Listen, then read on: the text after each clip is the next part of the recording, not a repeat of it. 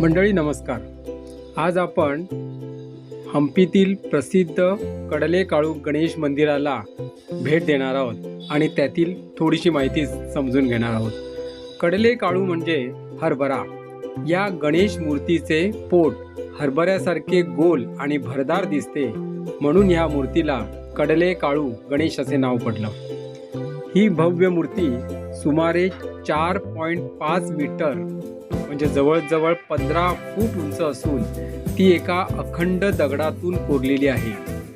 ही मूर्ती विजयनगर साम्राज्याच्या काळात इसवी सन 1440च्या आसपास राजा देवराय दुसरा यांच्या कारकिर्दीत उभारण्यात आल्याचं मानलं जातं. मूर्ती ज्या मंडपात आहे तो चारही बाजूनी खुला असल्यामुळे येथे उभे राहून हम्पीचा निसर्गरम्य परिसर आणि विरूपाक्ष मंदिराचे शिखरही आपल्याला पाहता येतं. खूप सुंदर दृश्य दिसतं.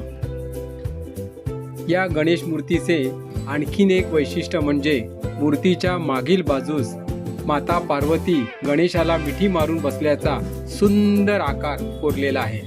त्यामुळे ही मूर्ती केवळ धार्मिकच नाही तर शिल्पकलेचाही उत्कृष्ट नमुना मानली जाते. विजयनगरच्या पतनानंतर या मंदिराचे काही भाग नुकसानग्रस्त झाले, तरीही आजही ही मूर्ती आपल्या भव्यतेने पर्यटकांना आकर्षित करते. जर तुम्ही हम्पीला भेट देत असाल तर कडलेकाळू गणेशाचे नक्की दर्शन घ्या.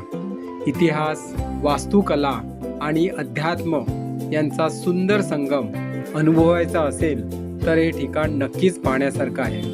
अशाच ऐतिहासिक ठिकाणांची माहिती मिळवण्यासाठी रीलला लाईक करा, शेअर करा आणि फॉलो करायला विसरू नका प्लीज.